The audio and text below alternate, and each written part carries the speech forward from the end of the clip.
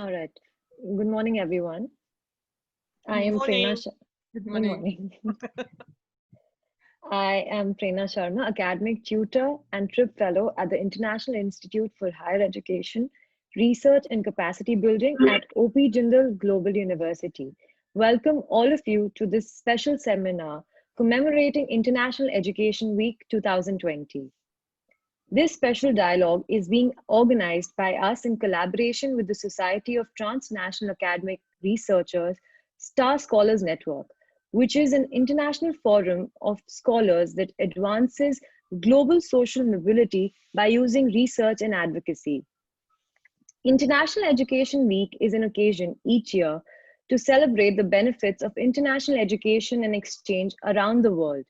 It is an opportunity to explore and engage with someone from a different background within our local neighborhood or abroad, to taste a new dish from another culture, study a different language, to take a risk in opening doors to a world of possibilities.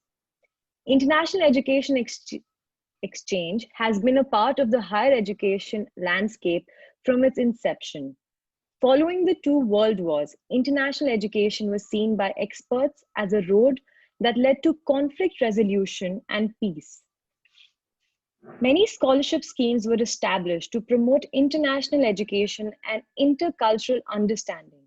However, in recent years, the aims and objectives of international education and study abroad has been very much driven by market forces with business interests, propelling international student recruitment in many Western countries. With the global coronavirus pandemic in 2020, this market driven engine of international education has come to a halt. The pandemic has provided us an opportunity to reflect on the original aims and the objectives of international education designed to promote the intercultural understanding. Will this pandemic induced long halt bring about the much needed change in the landscape of international education? What are some of the experts and young academics who have benefited from international higher education thinking? This special dialogue will help us reflect on these questions. So today we have with us the Australian Country Director of the Star Scholars Network, Dr. Catherine Gomes, joining from Melbourne. She's an associate professor in the School of Media and Communication at RMIT University. She completed her PhD from the University of Melbourne in history, looking at the reception of Chinese cinema. Dr. Gomes, however, has always been interested in the everyday lives of international students. Being a former international student herself, this led to her research trajectory evolving, where she now investigates the real and digital experiences of transient migrants with a special focus on international students. She's an Australian Research Council Discovery Early Career Research Award winner. She investigates media and transient migrants in Australia and Singapore with the focus on international students. Our second panelist is the India Country Director of the Star Scholars Network, Dr. Moushami Mukherjee, who is an Associate Professor and Deputy Director of the International Institute for Higher Education Research and Capacity Building, IIHED, at OP Jindal Global University. She has nearly 20 years of comparative experience in the higher education sector in India, United States, and Australia. She received her PhD degree in education policy and leadership from the University of Melbourne, specializing in comparative and cross-cultural education. She was a Fulbright Scholar in the United States. She has received her Phi Beta Delta Honor Society Medallion for her contribution in international education and the Washington Center Civic Engagement Award. Her current research is on international student experiences in India. The third panelist today is from Russia, Dr. Tatiana Belousova, who is currently an assistant professor and assistant director at the International Institute for Higher Education Research and Capacity Building, IIHED, at OP Jindal Global University. She received her PhD degree from the University of Kerala, Department of Political Science, as a fellow of the Indian Council of Cultural Relations. Prior to her doctoral studies, Dr. Belousova completed her postgraduate studies at the St. Petersburg State University, Russia, Department of World Economy. Her research interests are internationalization of higher education in India, particularly in the area of inbound student mobility. She has traveled to around 30 different countries across the globe, trying to get an exposure to the multicultural environment as well as to gather international experience. Our fourth panelist today is from a close neighboring country of Russia, Ukraine, and she shares the same name with her third panelist, Dr. Tatiana Kochektakova, who is an assistant professor at the Jindal Global Law School, OP Jindal Global University. She grew up in Kyiv, Ukraine, and was a recipient of Soros Foundation scholarship to do a Master in Politics of Alternative Development at the Institute for Social Studies in Hague. She received her first PhD from Kyiv National University in 1998 on self in the speech acts theory. After completing her dissertation in Kyiv, she joined the University of Nijmegen in the Netherlands, the Center for Russian Studies, which had a lively and engaging researching team in Russian philosophy. It was a fascinating experience for her to be in between two different cultures. Her current research focus is on philosophical anthropology, art of living, and philosophy of technology. Our fifth panelist today is my colleague, Ms. Sandal Agarwal, who is an academic tutor and trip fellow at the International Institute for Higher Education Research and Capacity Building, IIHED, JGU. She graduated from the Jindal School of Government and Public Policy with a master's in public policy. Prior to that, she received her bachelor's in political science, economics, and English literature from Banasthali University, Rajasthan, and thereafter received a bachelor's in global management on Erasmus Mundus scholarship from Bremen, Germany, studying living conditions of Syrian and Lebanese refugees in camps set up in Bremen, and drafted comparative analysis report on the refugee crisis in India. I now invite Dr. Catherine Gomes to share with us her experience of being an international student and what led to her to take the decision of choosing to be one in Australia from Singapore. And also, if you could share your personal experience of being in a foreign land away from your loved ones, and if you faced any cultural shocks.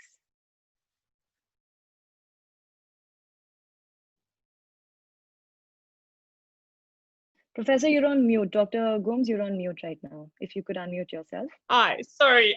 Thanks for that. By the way, my surname is Gomez, not Gomes. It's all right. At least you didn't call me Gnomes. No, Yeah, I'm so a bit sorry. short, so but not quite the the gnome in the garden. But thank you, thanks for that. Actually, we have a last name Gomes in India, Kat. I think that's the reason Prerna read it as apologize. Gomes. We do have a last name Gomes in India, so it's a new intercultural learning for her. For me, yes, it is. It could be also Gomez. Yeah, Selena Gomez. We have. I should have. I shall keep that in mind henceforth. It's all right. It's Gomez is the Portuguese version. So Gomes is Portuguese, Gomez is Spanish. And my heritage is I'm completely mixed. And growing up, like you said, I grew up in Singapore. So growing up in Singapore, ours was the Portuguese descent, because the Portuguese came 500 years ago to the region and blessed us all with these surnames. So and it's quite interesting because like when I came to Australia, people were not used to Gomes. They were only used to Gomez because they were used to the Spanish spelling. So and again, so like all these small little like idiosyncrasies of language and colonialism by itself. But thank you for that. Thanks for that. Hi everyone. I'm Kat. And yes, I'm an associate professor at RMIT University in Melbourne. I first came to Australia as a young undergraduate, and I did my undergraduate in history at the University of Western Australia in Perth. And then what I did was I went back home to Singapore to work, because I decided also that I needed to, I really wanted to do, to further my studies. But because I didn't get a scholarship, always very important to get scholarships for international student mobilities. What I had to do was then work in Singapore for a few years in order to get enough of money to support myself. And I started my PhD at the University of Melbourne, and I first started in cultural studies, and then I switched to history, and for a variety of reasons, the warm, inviting arms of history. And I was really, really lucky to then get a job at RMIT teaching. So what basically happened was that my job was contractual, and after 3 years they made me a permanent staff, and then I actually got an Australian Research Council fellowship. But by that time my research had also changed. So even though I was trained as a historian, and my speciality during my PhD was on Chinese language cinema, I completely changed. It took a long time to actually get to this point of doing research on mobilities, migration mobilities, and specifically on international students. So, my I think takeaway from all this is that whatever you do in your PhD does not define you. But it helps you see things from a different perspective. So I'm in the School of Media and Communication, but I do a lot of work on transient migrants, in particular international students. I have never ever been in any education school, which I think provides me with that opportunity in order to look at things from different perspectives. And I think when we're looking at, especially at international students and international education, different perspectives is actually quite important, because then it actually gives us a difference of a different view to an old problem or to old issues. Does that make sense, right? In terms of my journey to Australia, well, very simply, when I did my undergraduate, I came to Australia because I wanted an education.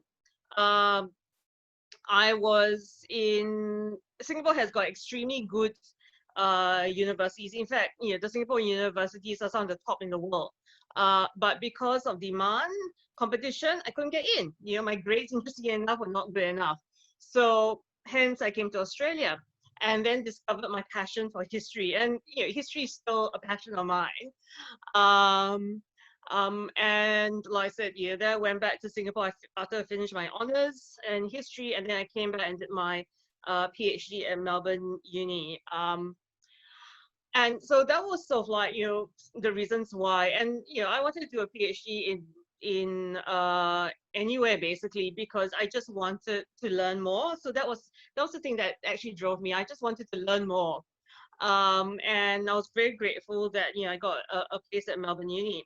Again, I had to I had to support myself, and I was working 3 jobs at any one time when I was studying. But I was still able to also publish. And I always tell my own PhD students, at least I finished my PhD 2 days before the 4-year mark. But it was hard going, because the first couple of years of my PhD, I didn't know what I was doing. And if you talk to any PhD student or anyone who has graduated with a PhD, we all say the same things. Even though we tell our PhD students not to do this, we didn't know what we were doing. And this especially happens in that first year. So mine dragged on for about 2 years, because I didn't know what exactly I was doing. I worked hard, but I still didn't know where I was going. And then one day the penny dropped, and you fast forward to now, whatever the difficulties I had then actually was actually really good, because it was good in terms of just making me learn that I don't know anything, and not knowing anything is a very good push to make you actually want to learn more. Does that make sense? Yeah. So that was sort of like, a bit of my traumatic journey to a certain degree. Um, and in terms of intercultural learning, and cultural shocks, what's interesting is that, when I first came to Australia as an undergraduate, that was a bit more of a culture shock because I was in a college, a residential college at the University of Western Australia. And all my peers there drank a lot, and that was such a huge shock to me because when I stayed in the college during our orientation, people were banging at my door at 6 a.m. in the morning, which kind of like, you're 19, you don't know anything, you're without your family. I ended up hiding underneath my blanket because I thought, oh my God, someone's going to break into my room, not knowing that, that was part of the orientation procedures, right? Um, and when I went to Melbourne, I was really seasoned in the sense that, I knew what Australian culture was.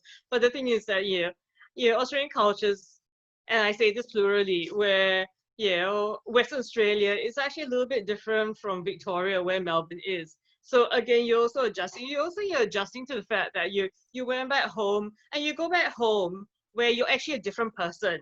I think my culture shock was more so of going back to Singapore, living under my mother's roof after I was independent for 4 years. um, uh, living by myself or with flatmates, and then being told do this and do that. So that authority, that was a culture shock to me more than anything else. So the return was a culture shock. It wasn't the coming here.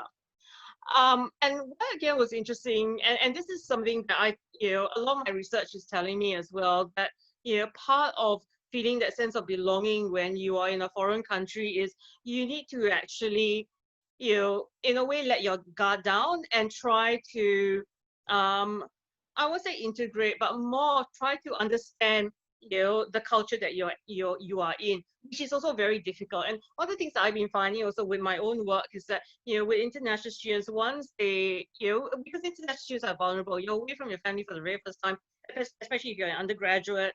And what happens then is that if the beginning of your stay in a foreign country, you've had negative experiences, that tends to mar the next 3 years or 4 years of your life in that country. And this is where we tell international students, look, there's good and bad, you just have to learn from it, right?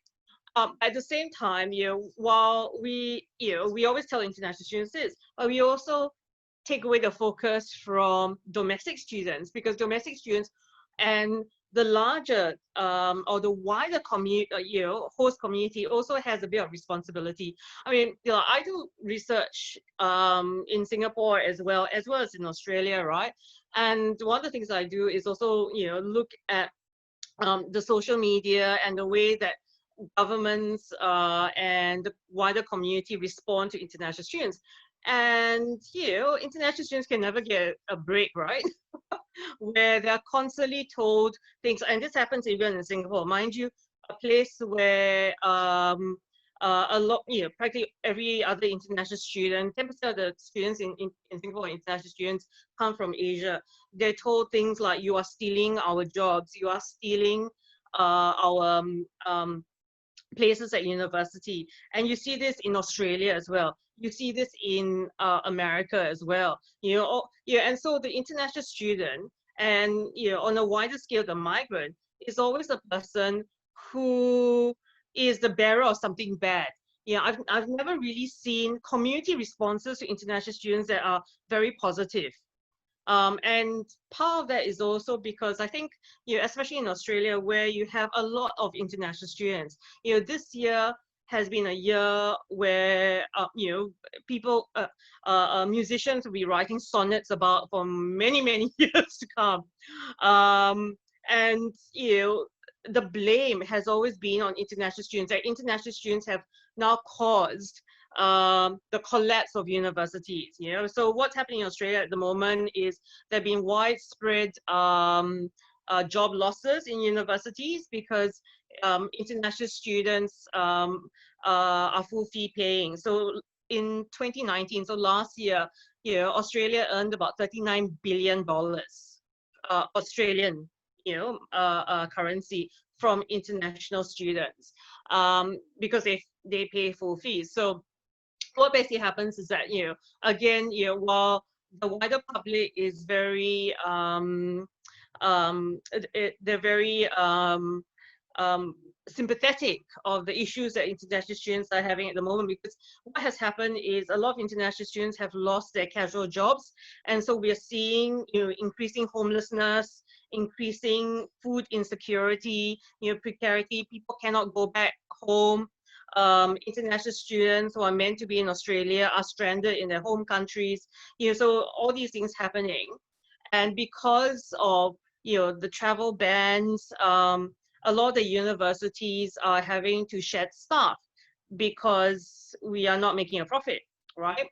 So you've got all these precarities happening, and not just because of that's caused because of COVID at the moment. And so, very long story short, what you then have is sympathy from the wider public mixed with this discourse of over reliance on international students. And in particular Chinese students, because about 30% of international students in Australia are from China. And that is then mixed with geopolitical discourses that have been happening for quite a while. It's not just this year, but last year. So it's really quite interesting. So when you ask me about intercultural experiences, that's actually a really good question, because the intercultural experiences are constantly changing. And I think 2020 is quite an interesting year in terms of also seeing whether or not we'll see further change. What has happened this year is that everything has been sped up, right? Things like vulnerabilities have been sped up. Things like precarities have been sped up. And part of that has to do with again, this fear. And this is, I find this all very, very interesting. I don't think any of us have an answer to it. I mean, the thing about 2020 is that we don't even know if next week is going to be similar to this week, right? And we don't know whether or not international education is going to be the same next week as it is this week. We don't know whether intercultural relations are going to change, because something can happen to make the wider community or even international students just completely have a different experience. And while I find that interesting, and I also find that quite troubling, but at the same time, I also find all this a very good avenue to start actually new research into how precarity starts to change that intercultural experience. When I was doing research on international students before COVID, right, a lot of the experiences that I had as an international student, I could see in my participants, and I could even see in my students, right, my PhD students, my undergraduate students. But I don't know now, right, because their experiences have completely pivoted onto another level. And it's such a moving beast. Literally, this is a moving beast. And this is actually the right time to start understanding how a crisis can change the way that students encounter interculturalism, and how actually domestic or the domestic community or the destination community views interculturalism, how it views these kind of relationships to have with people who are different, who are going through things that they would probably never happen to them unless they themselves are overseas. So again, extremely fascinating. I might stop right there because there are other people to talk to. Thank you, Professor. So I agree that, when you're in a different country, the people there might have, and also always, if I'm an Indian and somebody from outside comes to India, I do have a sense of belongingness to Indians in comparison to somebody who's coming from outside. And we also feel that, in India, we have different states also. So every state has their own understanding for the other state as well. So I thank you for your comments. And I now invite Dr. Maushami Mukherjee to share with us what made her decide to study abroad in the United States and then in Australia, and how it was for her being away from her loved ones. Thank you, Prerna, for asking this question and for hosting this panel discussion. You're doing a wonderful job. It's great to follow my colleague back in Melbourne, Catherine, with regards to sharing my experiences of international education. Well, unlike Catherine, who applied for her undergrad to come to Australia and then came back also for her PhD, I, frankly speaking, never, and people might find this quite surprising, I never contemplated of studying abroad. I actually went abroad for the first time on a Fulbright fellowship. I was already teaching as a lecturer in a college in Calcutta. And I was teaching there for 5 years, and this 5th year of my teaching as lecturer in that college, I got this opportunity because I was doing my MPhil at the time, and as part of my MPhil, I was working on a project with my one of my professors at Calcutta University. It was a Fulbright project, funded project, research project, and that's how I came to work with her as research assistant while doing my MPhil. And she was, frankly speaking, in many ways was someone who really, I don't come from an academic family background and had no vision of going abroad for international higher education, study abroad or anything like that. So she was the one who actually kind of, because I was working with her on this project and for a year and a half while doing my MPhil, and she said, well, why don't you also apply for, this is a 10 months program, you'll be going there, getting trained as a teacher, and this is going to eventually also help your own teaching practices once you return.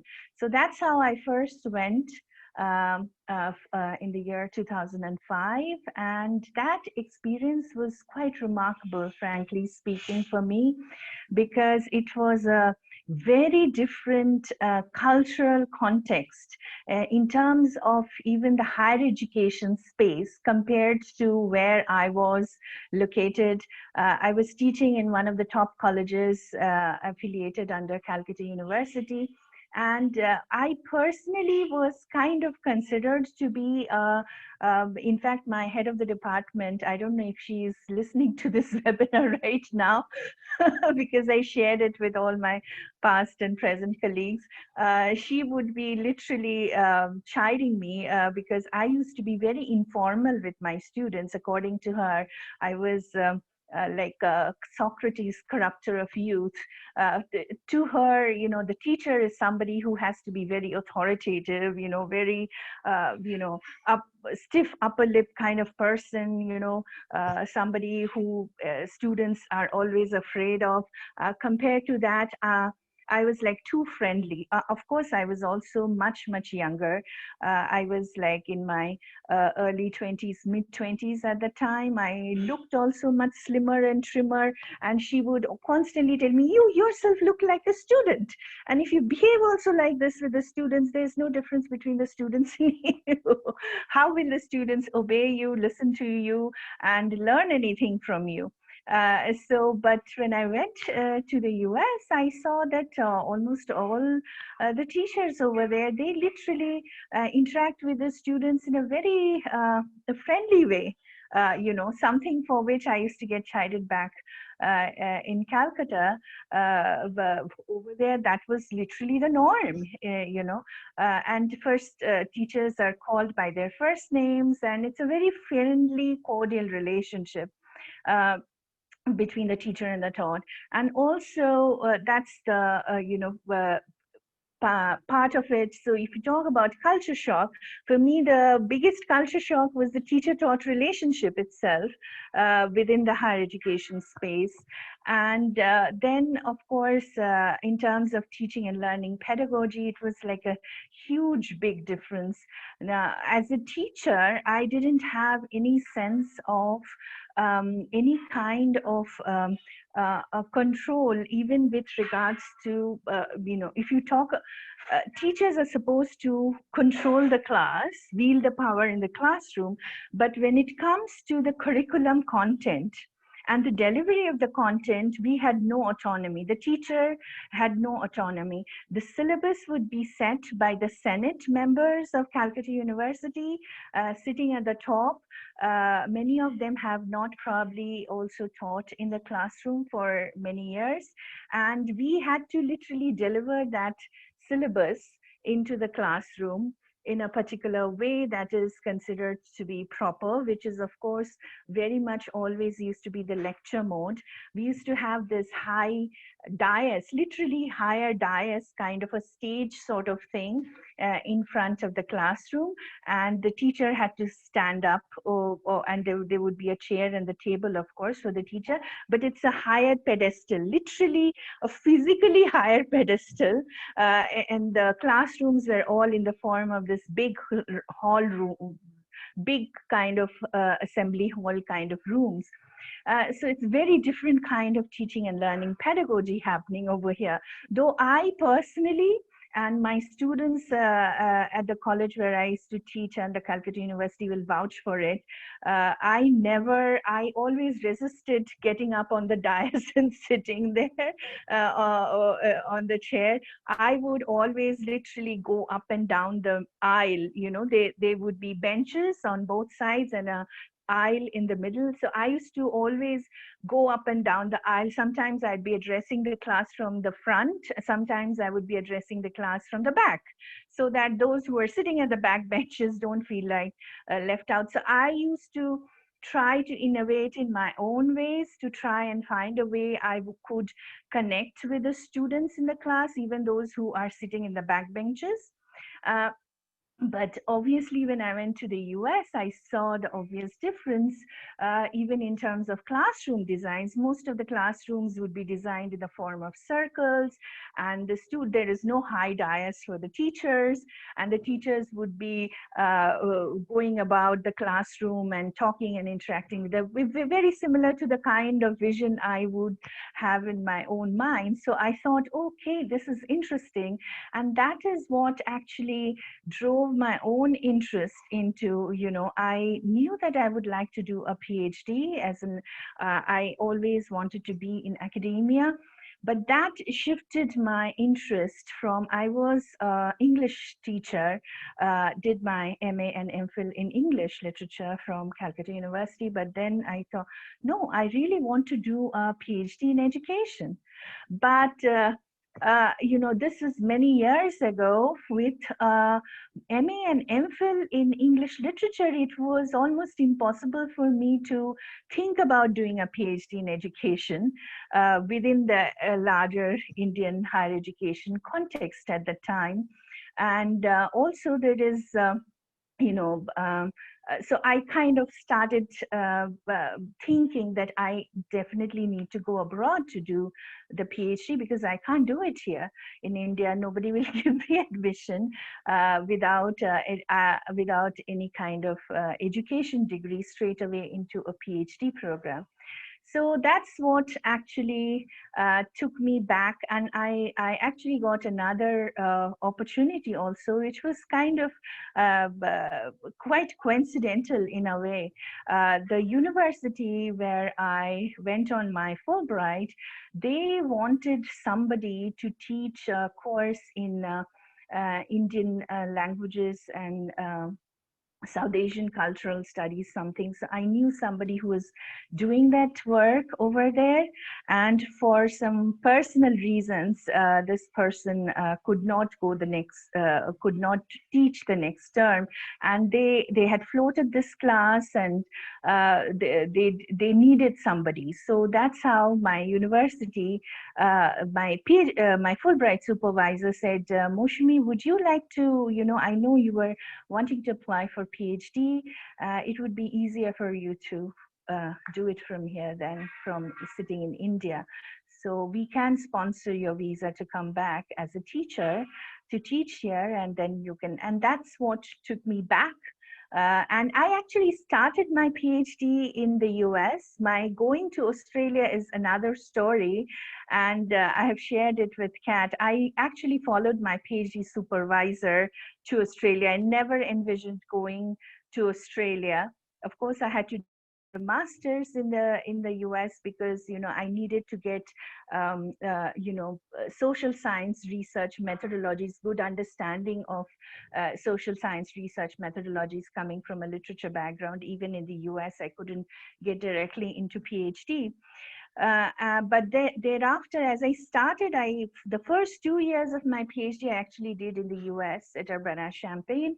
And then my PhD supervisor, for health reasons, decided to move, who was Australian, but from Indian background, decided to move back to Australia and joined University of Melbourne. And as it happens with many PhD students abroad, often if you are getting a scholarship, the funding is attached to the faculty research project.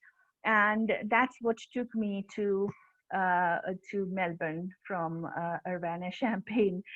So this is my personal journey, sort of, so to say, with regards to higher education and how I landed in Melbourne and doing my PhD from there. With regards to the culture shock aspect, Prerna, as you said, as I already shared with you, the very academic, once again, moving from US to Australia was a big culture shock for me, in a big way, not just in terms of weather, as I was sharing with Catherine, heading towards, summer while you are expecting it will be Christmas and winter time. Not just the weather and climate and everything, but also, once again, the academic culture.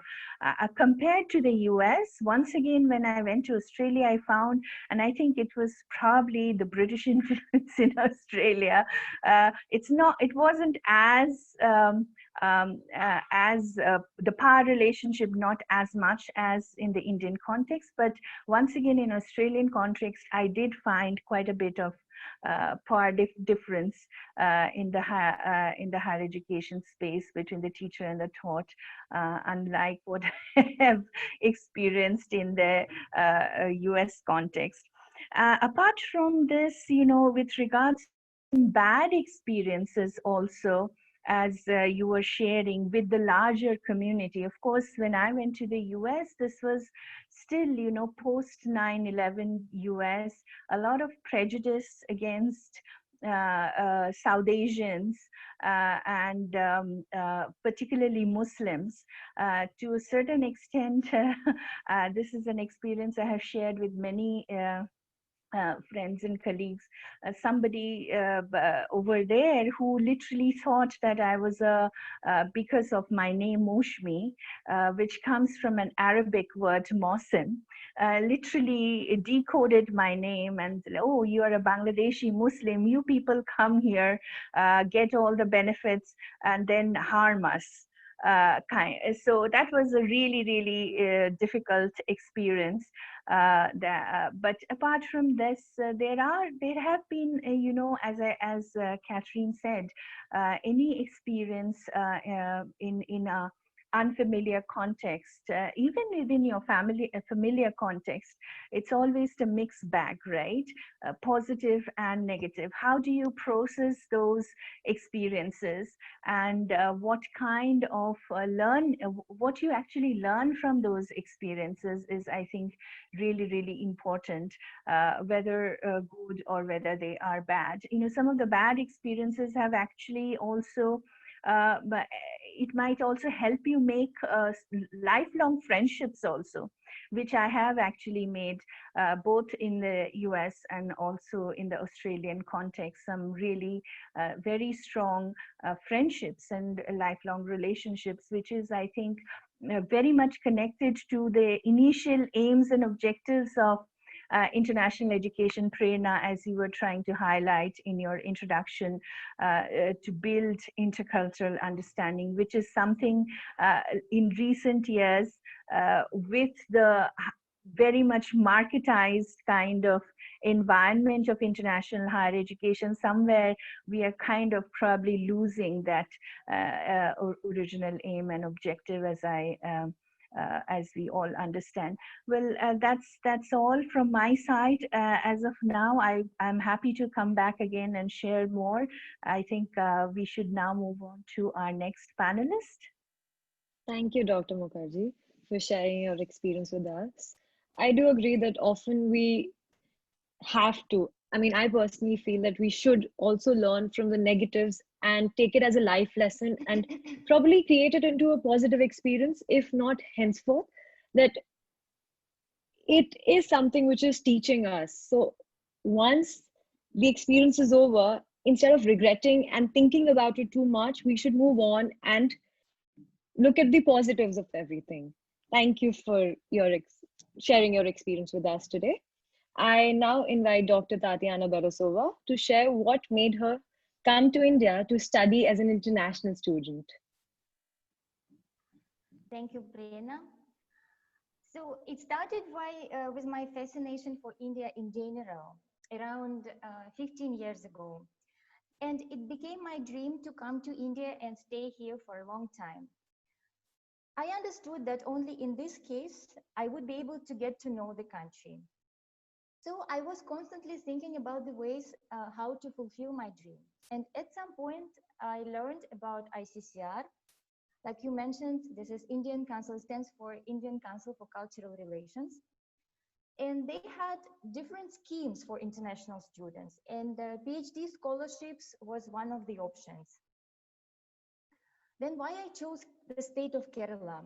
I chose this state because I had already some prior knowledge on this. So I wanted to come to the state and explore it firsthand, so to say. Looking back, I must say that I was extremely lucky to get this opportunity. Not only I received my PhD degree from the University of Kerala, but also gained many other important experiences and skills along the way. So let me share with you some of my one of my positive experiences during my time in Kerala. Since Malayalam, local language spoken in Kerala, since Malayalam is quite a difficult language, I couldn't master it sufficiently. And that created certain challenges, of course. For example, the boards on the buses indicating distant destinations, they were all written in Malayalam. So if I wanted to go, for example, to the place called Keshavadasapuram, there was no chance for me I could identify this from the board. So fortunately, many of the bus drivers, they learned where I was staying, my exact location. So when they saw me at any bus station, and at that time I felt extremely frustrated, as you can imagine. So they just used the signal to let me know that they were going in my direction and I had to get on the bus. So it was extremely nice and kind of them, as you can imagine. I feel quite reluctant to share any of my negative experiences when in Kerala, but I understand it is necessary to create a kind of complete and balanced picture. Unfortunately, the state of Kerala is not ready yet to host a significant number of international students. And I elucidated these issues in my PhD thesis. Local people are not used to the presence of others who behave differently vis-a-vis themselves. Hence, when outside, I drew lots of attention from Malayalis, especially youngsters, who tried to make me somewhat feel uncomfortable. For example, they always shout at me, Madama, Madama. So that was a kind of local version of Madam. Also, when traveling on public transport, I was continuously, that means during my entire journey, stared at by all other co-passengers. So you can imagine at those moments, I felt really embarrassed. and wish to be invisible, I would say. In terms of cultural shocks, I didn't experience many of them, since before coming to India, to Kerala in particular, I had been living for a long time in Vietnam. So for me, there were not many cultural shocks, but I would like to specify at least one of them, and that happened when ICCR, this Indian Council for Cultural Relations, invited us to the particular event to celebrate Onam. Onam is the festival. It can be equated with Diwali here. So this is the same attitudes they have, Malayalis have towards Onam. So we, foreign students from different parts of the globe, we invited for that event, and then there was also this boat racing, that snake boats, yeah. And at some point we had to share. We were given the food, right, on the banana leaf, which is called sadia, with all the dishes, many dishes. So that was extremely nice of them, and that was also they were trying to share their culture with us, how they do that, how they celebrate those huge festivals. And I had to eat, for the first time in my life, I had to eat with hands. And for me, that was a huge cultural shock, because I just couldn't do that.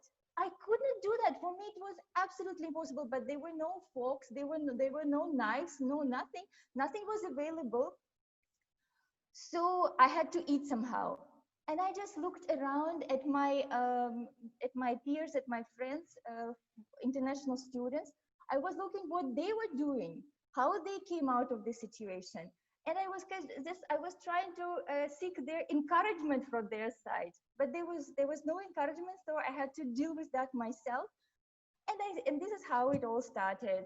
Now I feel very comfortable eating with my hands, so there is no issue with that. But this is how how initially I came across such challenge. But yeah. So these are some of my experiences, and yeah, I would be happy to join the discussions later on. Thank you, Dr. Belousova. I'm glad you got to experience the hand eating ceremony, not just during Onam, but often throughout. I mean, in India, we do eat with our hands. It's said if you join our hand is made out of, it has 5 fingers. So when you join them together, you're getting the energy, mixing it with food. So there's a lot of energy going inside you. So I'm glad. I do apologize that there was nobody there for you there to teach you as to how to really eat with your hands, but also, like you said, that you've now with experience, you are capable and you are eating with your hands. So I think India did teach you how to eat with your hands along with the other experiences we offered. I now invite Dr. Tatiana Kochektakova as to and share with us what made her decide to travel to Netherlands from Ukraine. Professor, unmute yourself, please.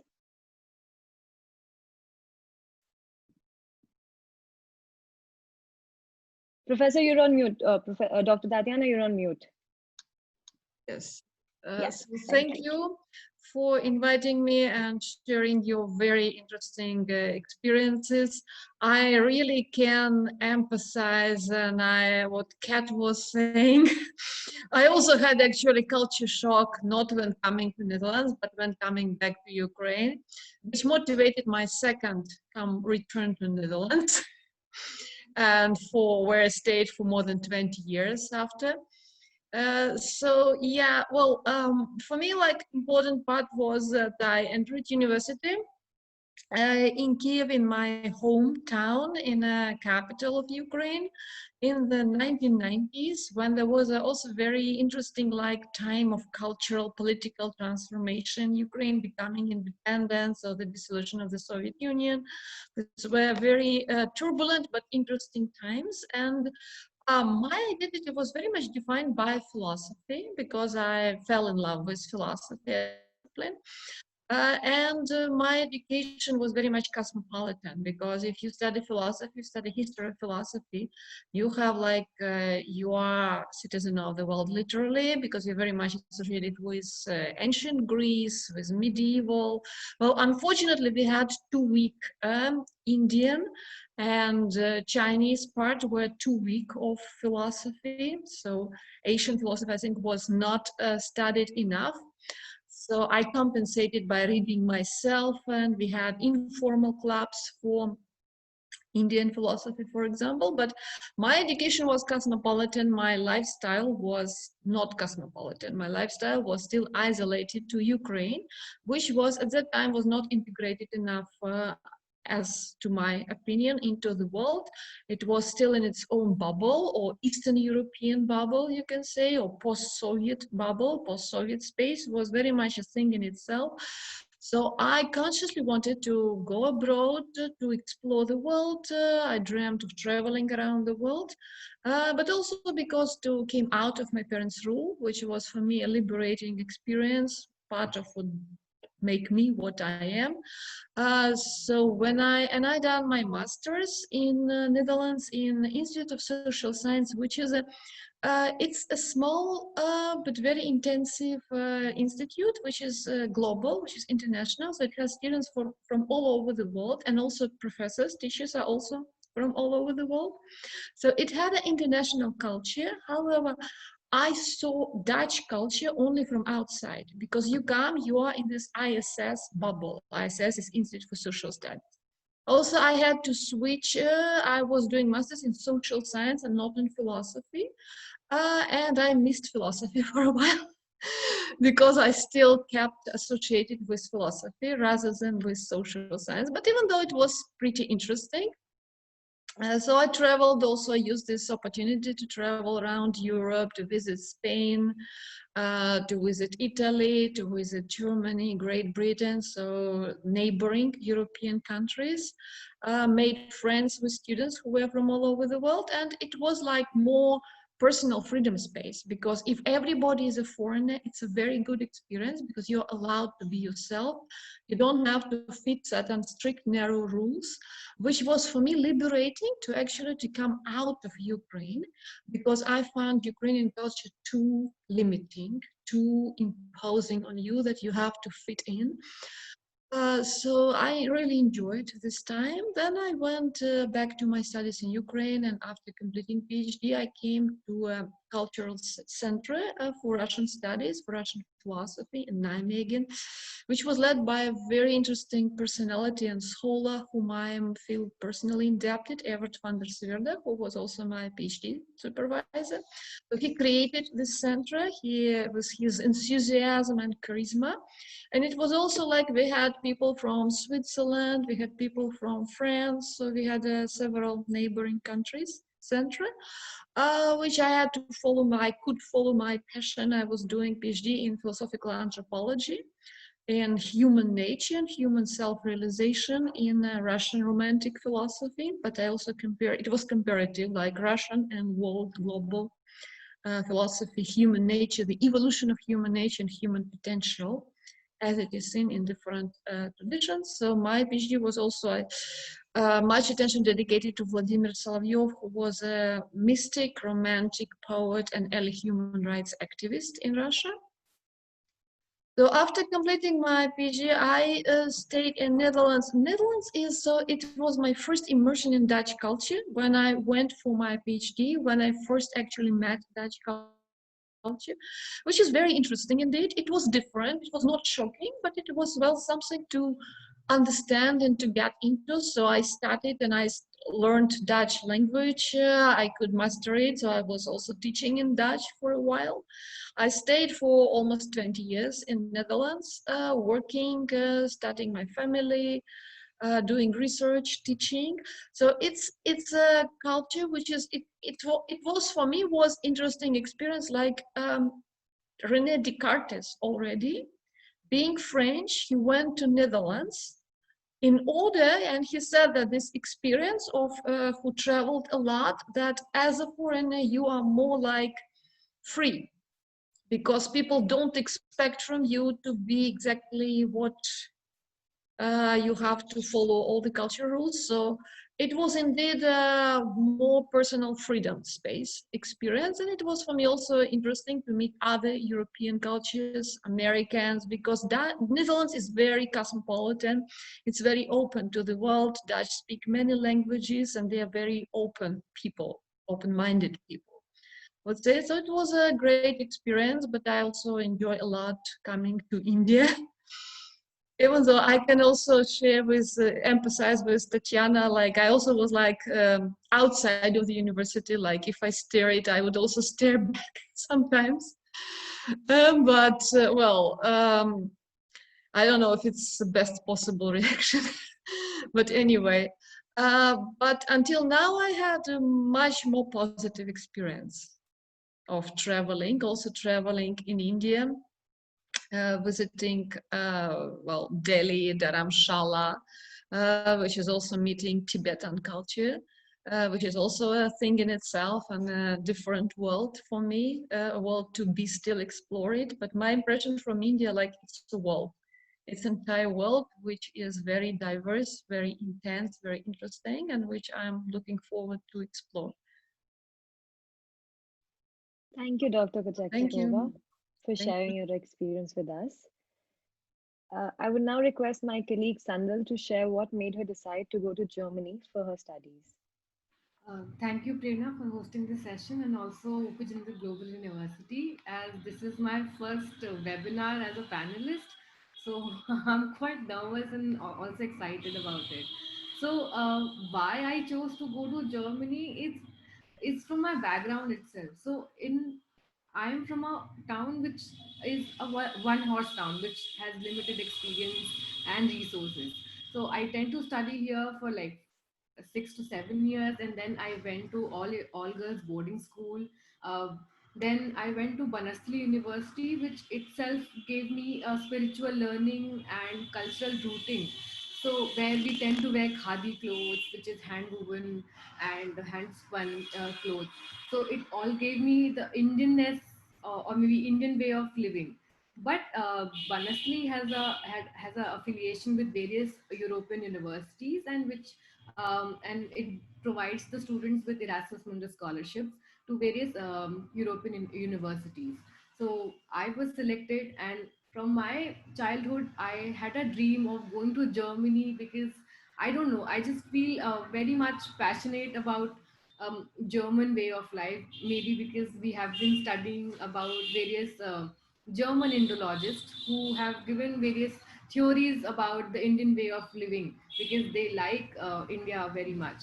So I thought of going to Germany, and I chose Bremen University. Bremen is a port city in Germany which has a lot of history. As a Erasmus Mundus scholarship, I tend to study political management, and it was just 5 years back, and I can't still stop thinking about my experience in Germany.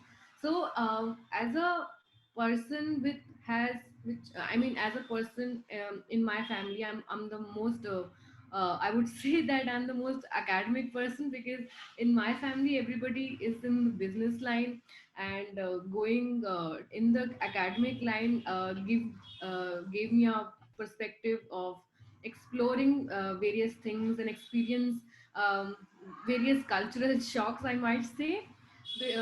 One of the cultural shock, I would say that when I was in Germany, there was a scheme called Adopt a Family scheme, where the parents over in Germany who had no child or may not have had a child due to biological reasoning. So they tend to have a contact with various European universities where various exchange students would come and they act as a local guardian for them. We would meet up on weekends on various festivals. We would go to museums, and we would go to various different cities to explore the German culture. So that gave me an altogether a different perspective about German culture. The second thing I would like to say, where my university offered me the elective called human rights, where not only the students of the college are enrolled, but the people from the cities are enrolled in the college. And the most not shocking but most important thing about that course was the professor who had a similar disease as Stephen Hawking, motor neuron disease, and he would teach us. It also gave me an experience that there is no age and there is no impossible manner where teacher and students can learn from each other. So that gave me a perspective about the German higher education system. uh, One thing I want to share about my negative experience, where that I have experienced not only in Germany but in India also, where a group of boys who would uh, we met, not met, but they were chasing me down to my home. They were singing Bollywood songs, and I got so scared that I had to lock myself at my home. So I would not like to prejudice only German boys about it, but we could see them, we could see those kind of experiences in India also. So it's not about the uh, German people. It's about the gender perspective. It's about the Bollywood, cliche thing that they tend to end up doing it. So all these things gave me, positive and negative experiences, and it has given me to learn the Indian way of life. So I concluded that I would like to pursue my doctoral studies in India, and would like to do my PhD from abroad. But yes, right now I'm experiencing Indian way of life, and it's just 5 years back, and I was there for 10 months, and this, and I was just 21, so that was the age where I learned a lot. So thank you, Prerna, for giving me this opportunity to speak on this platform. Thank you, Sandil, for sharing with us your experience. I would now request Dr. Gomez to briefly talk a bit about. I mean, I have a question for everybody, all the panelists. So I'll start with you.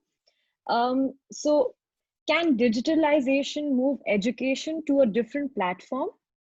And if you could share with us your views on the future of international education, given the fact that we don't know how long this pandemic shall continue. I know you did share a few lines on that while you were giving your introduction in the previous question, but if you could just briefly tell us a little bit about it. About digital and internationalization. Yes, I well, it's too early to tell, isn't it? We I think that the digital is an interesting space. I mean, for the longest of times, international education, or education for that matter, has always looked at the digital, one more time, digital as opportunities, but at the same time, we've always preferenced face to face. But on the third hand, we've always tried um, to blend, right? The digital with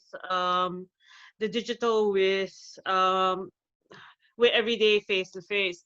I think, I mean, 2020 has been a very odd year, to put it very very understatedly.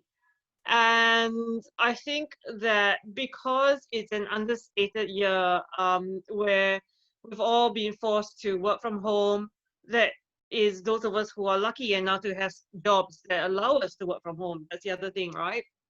What has happened is that there's going to be now a rush in order to try to put everything online. I mean, the beginning of the year is interesting because when the pandemic hit, so Australia is probably one of the first countries that was hit quite quickly and quite badly. But in Australia, I would say that institutions responded very quickly, where we moved everything online.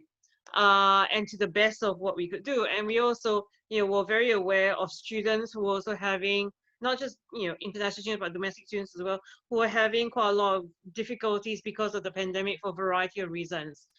So to say that, let's sort of like just move online, it's actually a very complicated and complex issue. And when we think about moving things online, we also need to also think about, how people are negotiating that online space. What are the devices that they're using? I mean, like, for example, like, look at all of us now, where, in a panel, we can't actually use PowerPoints anymore, because if we use PowerPoints, then everyone is going to disappear off. We'll all put ourselves on mute and blank ourselves out and go and make a cup of tea instead. So the way that we actually have to engage with people, whether or not it's our students or even sort of like audiences or each other, actually, it just basically changes here. I've noticed that I have a terrible way of engaging with people in terms of eye-to-eye contact, because my eyes go everywhere online. I don't like looking at my face. Right? And you can't help it, you sort of like look there. And half your brain is going, oh my God, I should look somewhere else because my other side is a better angle than this side. So, when you ask me that question, it's actually a really complex question to answer. There is no one answer, because, whatever I say today might drastically change tomorrow for a variety of reasons. And when we talk about digital, we always forget that what would happen when there's a blackout? Or even as we were talking, we've been talking for the past hour, what has been happening is that, there's been internet instability, a few people froze for a while, and so it's about getting used to all that. And also it's also getting used to working from home. I mean, we've talked a lot about international education in terms of students, but we've not discussed about international education in terms of staff, in terms of instructors, which is a whole different kettle of fish altogether. Because when we think about international education, we always think about students. We never think about, the impact international education has on staff, because with staff need to relearn. And we're talking about instructors here. We've not talked about how international education also affects non-instructor staff, so support staff, admin staff. How do they work, within their online space as well? So, for your question, I would say there are more questions to that than there are answers. But at the same time, that makes things quite interesting, because we're at this genesis, a period of genesis, where we're looking at things that actually evolve before our very eyes, and we're trying to respond to that. And how we respond is as important as what the product at the end of the day is. Thank you, Dr. Gomez. I now request Dr. Mukherjee to share with us what she thinks about the internationalization of the curriculum, or internationalization at home, as experts say, can replace the actual lived experience of studying abroad. This is a tricky question, of course, and well, internationalization at home or through internationalizing the curriculum is something which is being talked about in the higher education space for a while now, in the context of the sustainable development goals and lowering carbon emission, and also in the context of inequality, rising inequalities. And we all know that it's an expensive affair. Not everybody can afford international higher education and study abroad, and not all scholarships are not globally available for everybody. They're all very highly competitive. And also, if we think about, even in terms of intercultural understanding, if that's the goal of international higher education, in order to also improve the experiences of the international students, we need to also orient the domestic students also to a certain extent with regards to their appreciation and understanding of cultural diversity, and how to interact with and accept culture, interact with those who are quote unquote others, culturally different from us, and those who look, talk, behave differently from us. So this is, of course, as Prerna, you have also highlighted, India itself is a very diverse context. You know, language, food habits, everything changes as you move from one stage to the other. It's like mini Europe, like many colonial historians. Kat here is a historian; she would appreciate this. During colonial era, the colonial historians would say, "Whoa, Punjab is as different from Bengal as Spain is different from Germany or Italy." So it's a really culturally very, very diverse context, and often we don't really play that much of focus, which domestic, even in terms of our domestic curriculum and pedagogy, to the aspect of intercultural learning. So I personally think it's extremely, extremely important for a country context like India to very much pay attention and focus to intercultural education and intercultural learning in the higher education space. Because in the school, when we are in this, in most students, they generally tend to go to school within a certain kilometers or area or neighborhood of their homes as kids. So K through 12, they mostly students study within a homogeneous environment, right? How many students do you come across who is from a different state of India? Until and unless you go to some international, very special schools, how many students within the largest context get to, like even in Australia, as Kat said, the Western Australia culturally quite different from Victoria, right? But at the school level, how many students from Haryana get to meet somebody from Kerala or somebody from Nagaland or somebody from Manipur or somewhere else in their classroom, right? So higher education is a space where we can promote this kind of intercultural dialogue and learning, even within the domestic context and also in the context of international diversity. And as Kat was mentioning, it's not much talked about when the discourse is more about international students when we talk about international education, but also we need to talk about faculty and staff. At our own university, we have two of our faculty members here right now from Russia and Ukraine. And similarly, in many higher education contexts around the world, there are also all these international faculty who are part of the higher education system, and how this resource can be really leveraged to enhance the intercultural dialogue and engagement of the domestic students, to improve their own intercultural competence, so to say, is, I think it's extremely, extremely important. Obviously, this cannot be replaced with the kind of cultural immersion experience that you can have when you literally physically travel, go abroad and live immersed, whether it is 10 months, a short period of time, or a longer period of time. It can definitely never replace.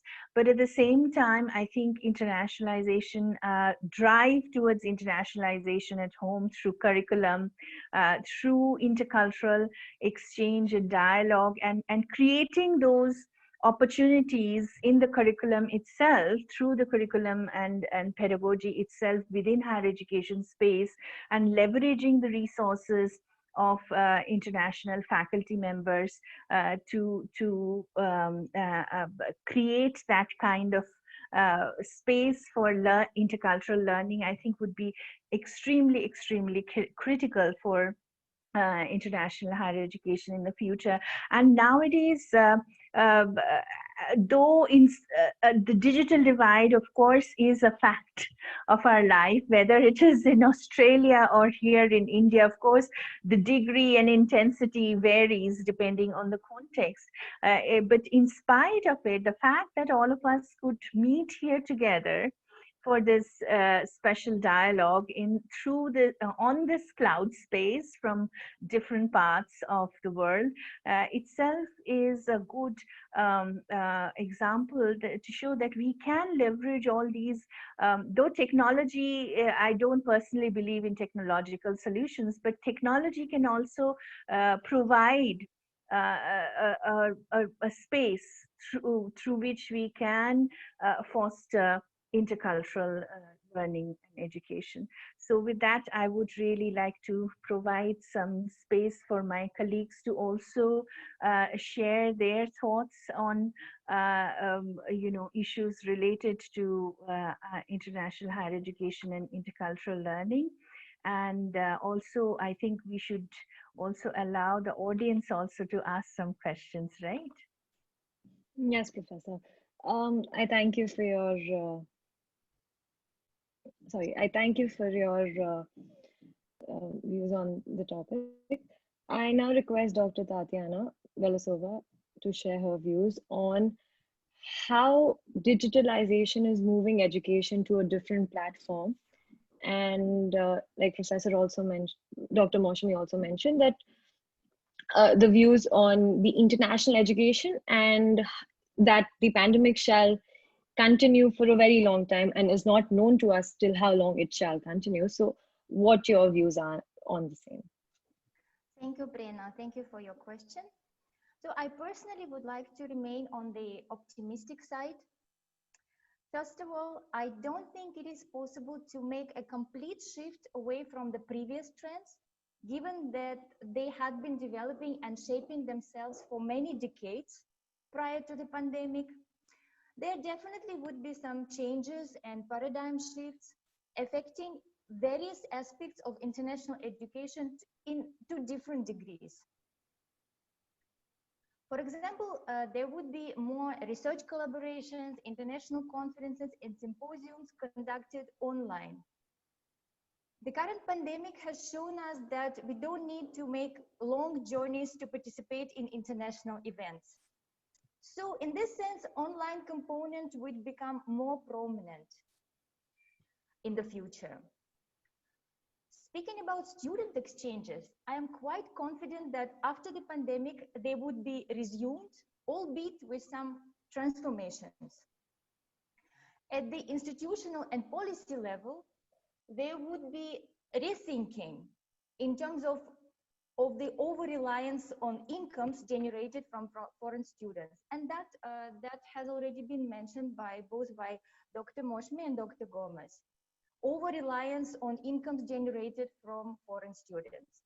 But in general, student mobility would certainly remain, since it provides not only a degree, but also a platform for intercultural learning and exchanges.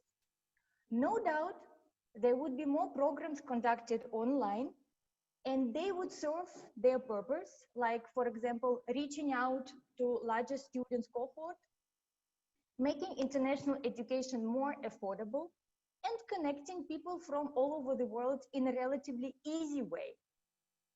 Having said this, in order to get a truly international experience, students need to live and breathe the host country, communicate with local people as well as their foreign peers on a daily basis. They even need to come across a different set of challenges, overcome them, and shape their personalities in a way that is perhaps not possible in their home countries. So this is my opinion. This is what I think about the future of international education. Thank you, Dr. Belousova. I now request Dr. Kochetkova to share with us what she feels on how the access to international higher education can be increased and what she thinks about the future of international higher education.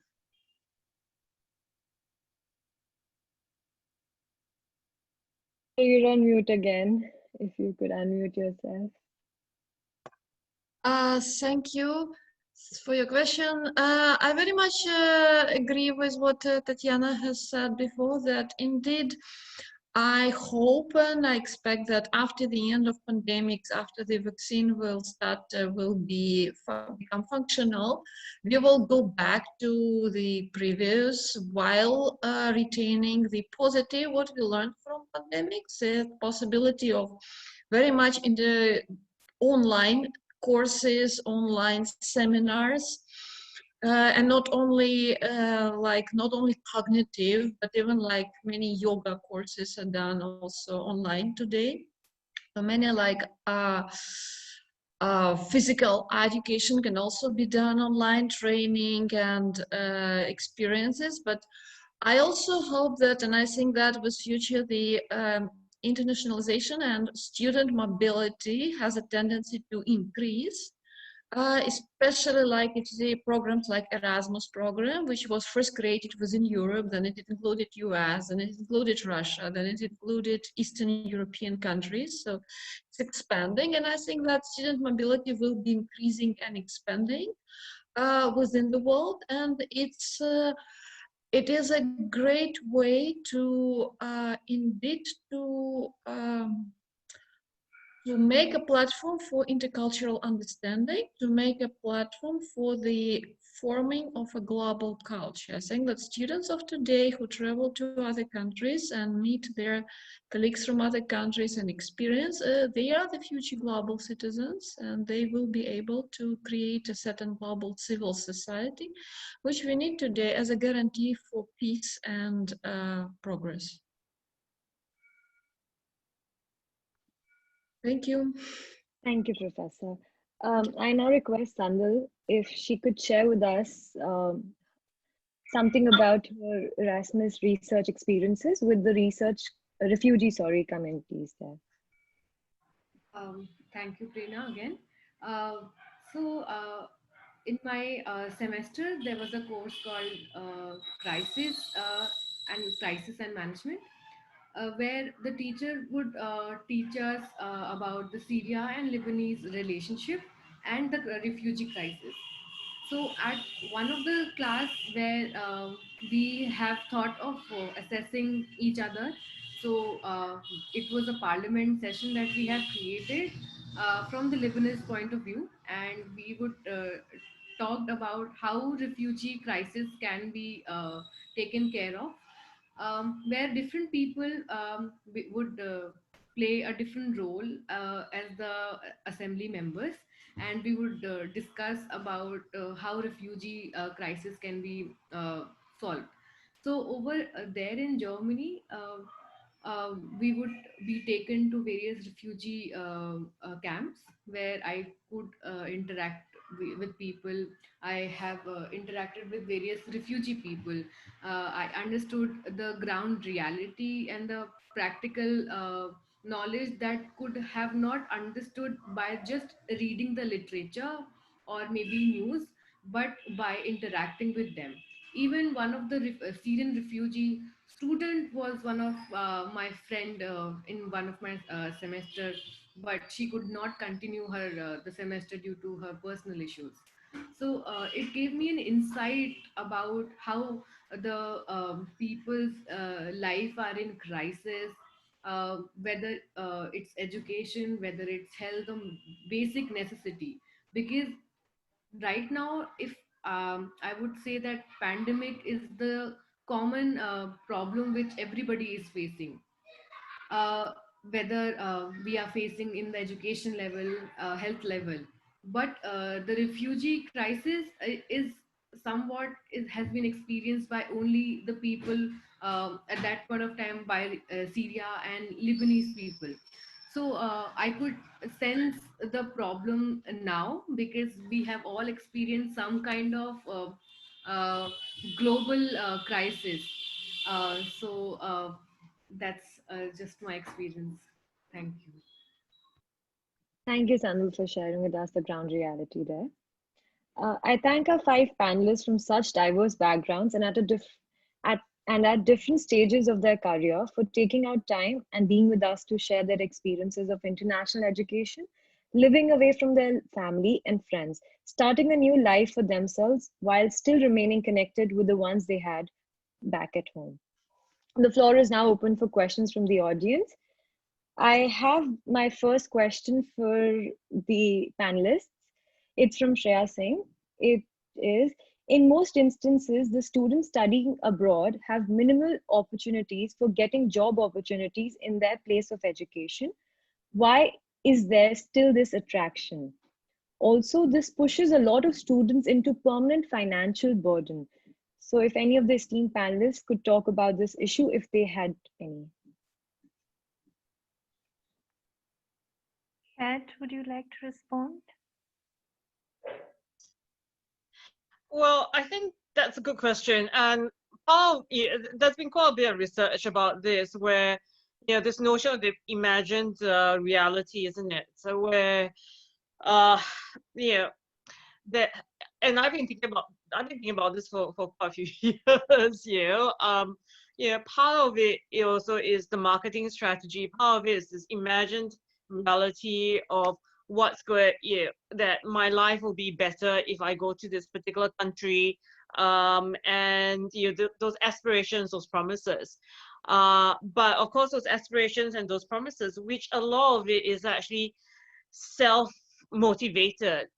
Whether or not they happen or not is a different story altogether. Okay, I know we've been talking about pandemic, but it's unfortunately the key thing in our lives at the moment. Take the pandemic, for example. The pandemic has meant that all those opportunities, or many of those opportunities for employment or employability have been dashed because they don't exist, because the pandemic and the responses, the government responses to the pandemic has meant that there have been a lot of closures of a lot of things. So in Australia, what has happened is that in a lot of international students, even though they were working during their courses, their study courses, because people need to eat, right? Your parents, your families will help pay for your tuition fees, but then the deal is that you have to support yourself. I mean, I did the same thing. I worked 3 jobs, but I was lucky at that time because those 3 jobs were available. But today, because of the pandemic, a lot of those jobs are not available.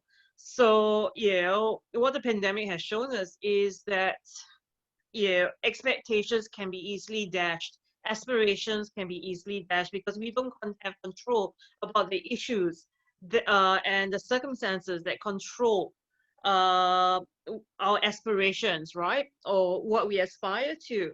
So, to answer your question, that's actually a very complex question, which has now been thrust to the stage because of the pandemic. What happens after this, in the post-pandemic world, that also changes. Maybe what people might think is that maybe, opportunities might be at home. I mean, what we've been seeing now also is because of travel bans, and this is where that shock immobilities, where all of a sudden we realize that we can't move anywhere, and because of that, that actually stops any kinds of employment or employability that we've been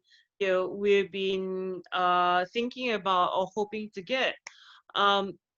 So whether or not this particular period of time influences the next batch of international students in the next 2, 3, 4, even 5 years or 10 years, it's actually going to be really quite interesting, and I would like to see what actually happens. I mean, part of the reason why people come to, say, places like Australia is that part of the Australian vibe is it's the lifestyle, right?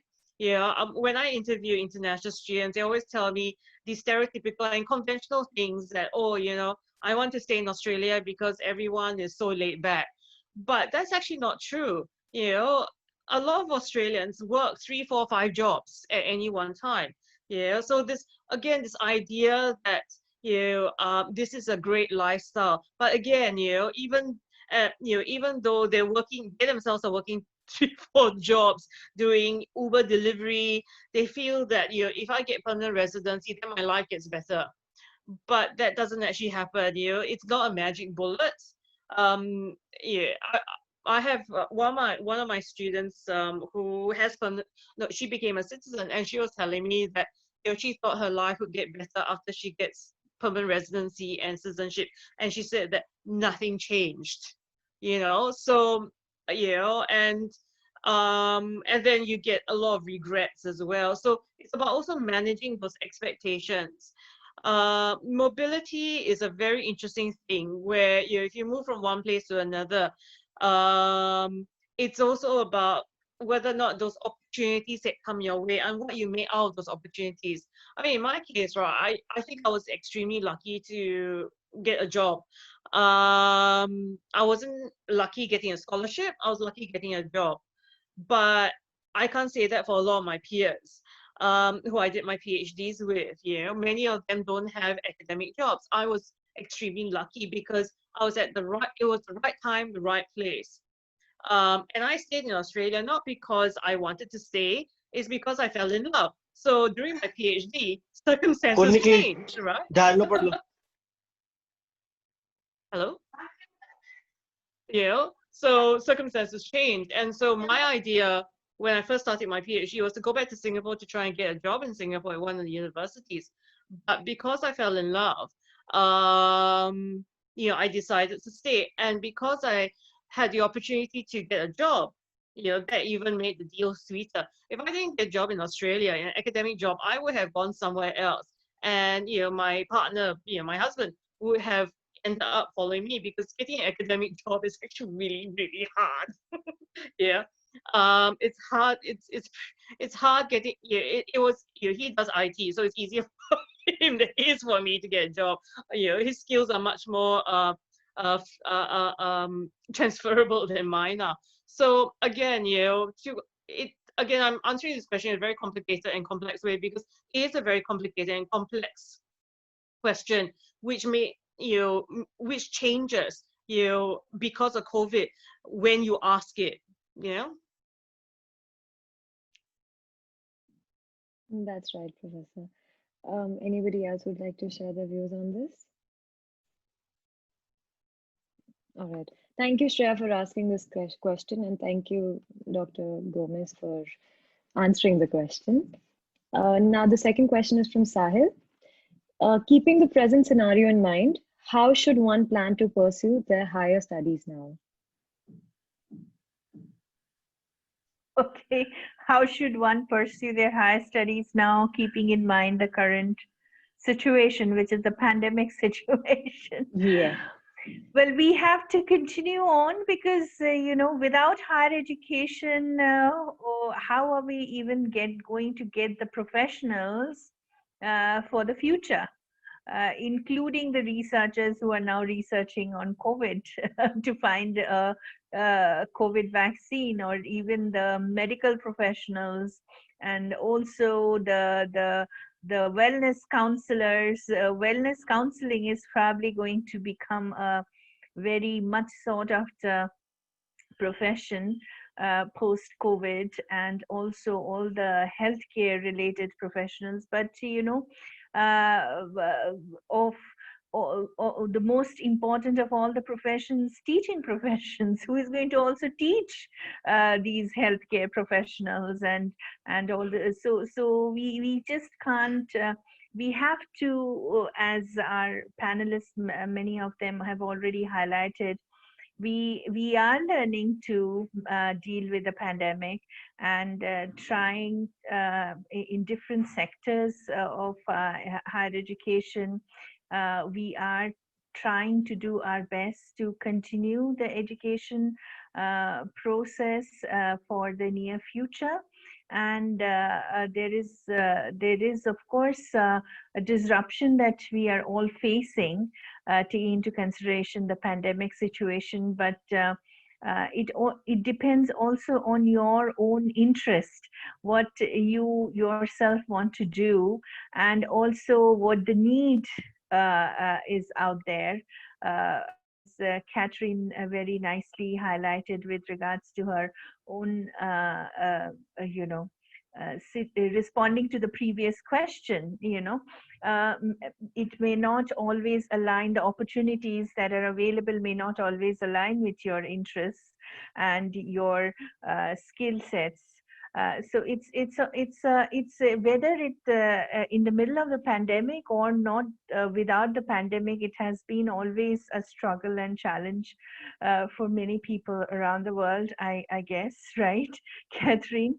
The experience that you shared, and even with regards to your students' experience, these were all pre-pandemic experiences. It's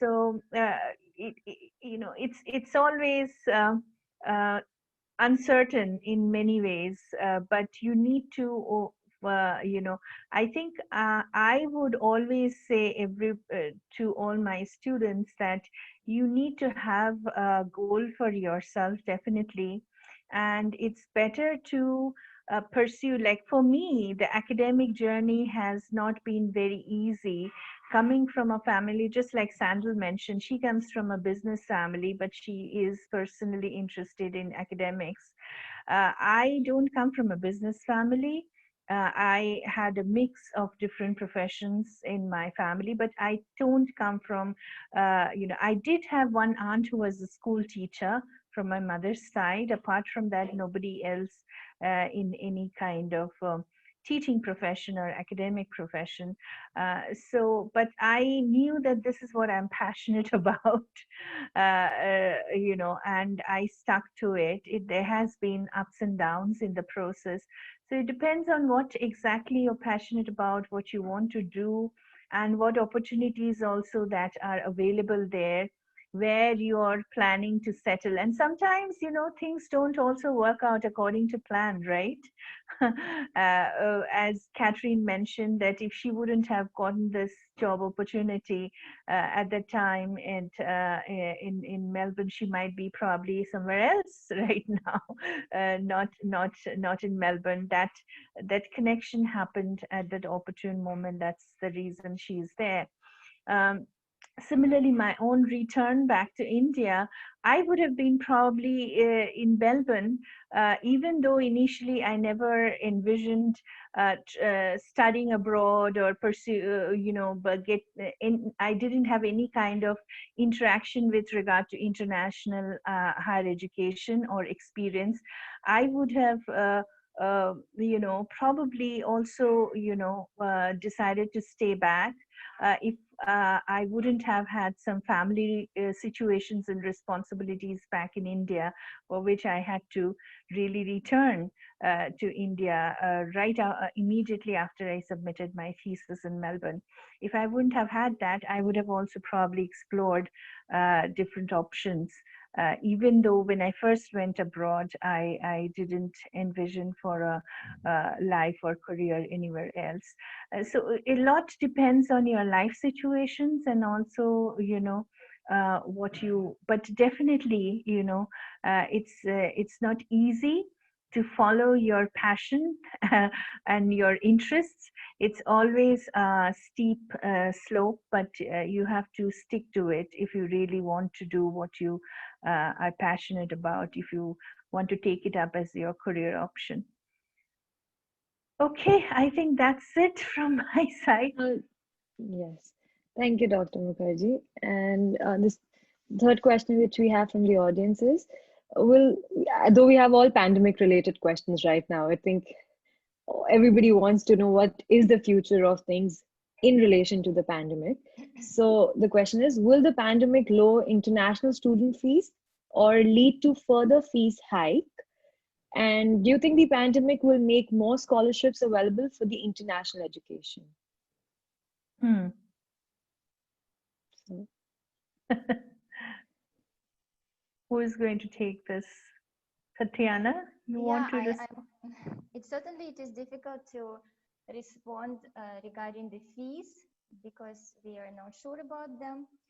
But in terms of scholarships, I think there will be many of them. And I think Professor Gomez mentioned that already, or I forgot some of the panelists.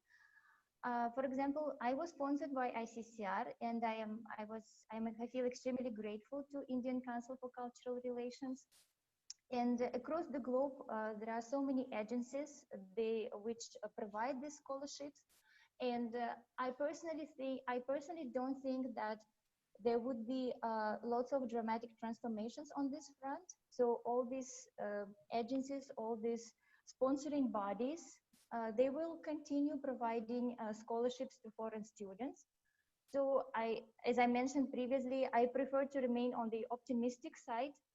And that's what I keep telling to my students. I keep encouraging them. So don't feel frustrated. What we are going through at the moment, it is all temporary, even though it has become longer than we had expected, but it will be all over, and we all know about that. So there is no reason to feel frustrated and just to give up.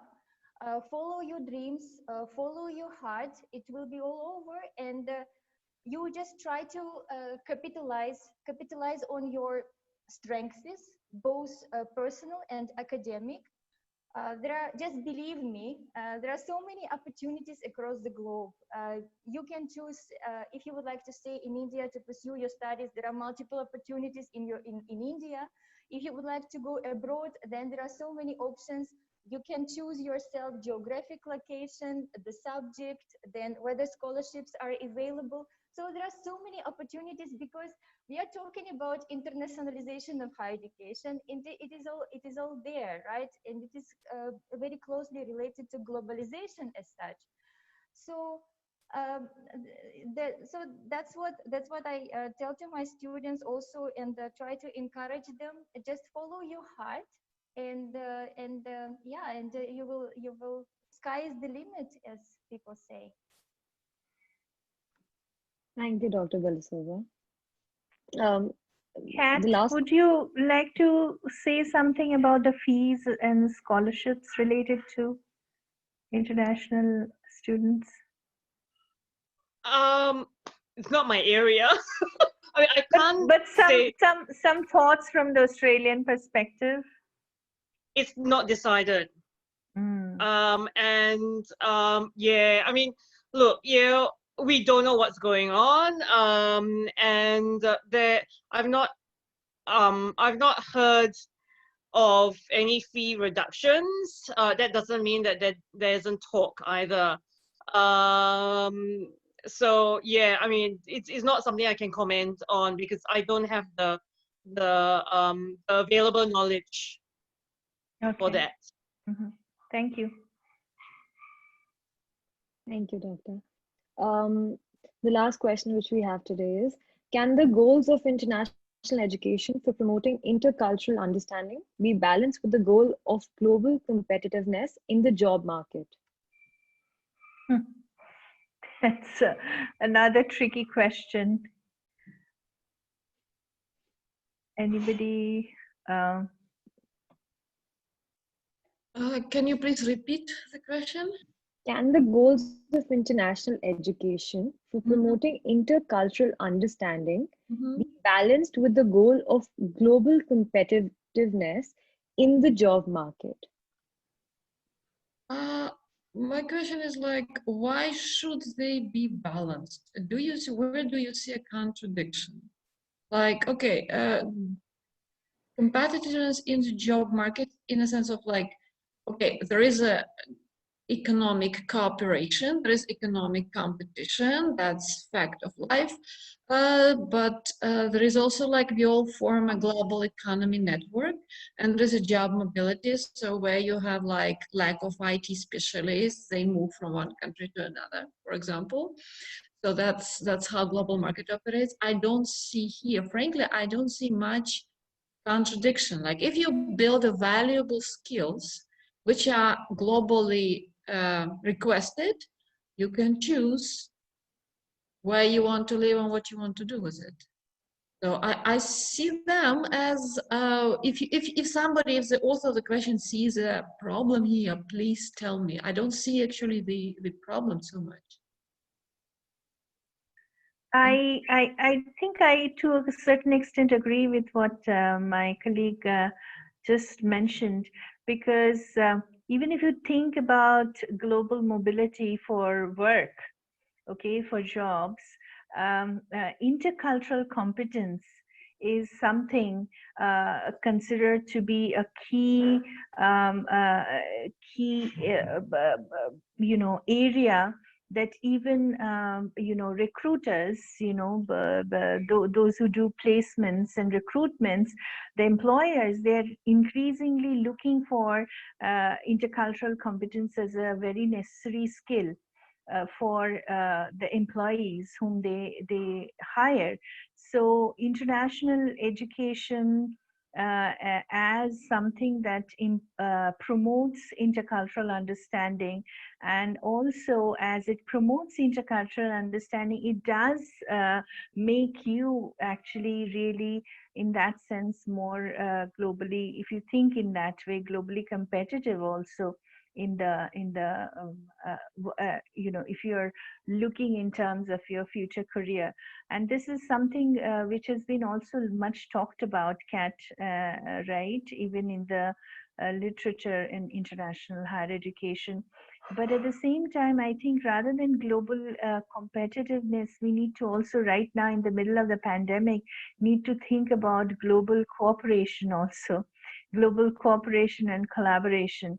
How can international education be leveraged not for international intercultural understanding, and also global collaboration and cooperation, which is, I think, very much needed in the context of the pandemic right now that we are facing. And that's all from my side. If any of other colleagues, I think we are running out of time right now. We need to wrap up this webinar unless anybody else would like to add on anything to what I just shared.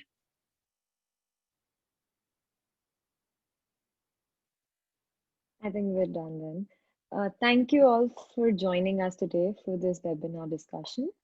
Hope that all of you learned a lot from the experience of our panelists and become inspired to spread the message of international education and intercultural understanding for peace and sustainable development. Thank you everyone for being with us today. Thank you. Thank you for hosting us, Prerna. Bye-bye. Thank you. Thank you very much. Thank you. Goodbye.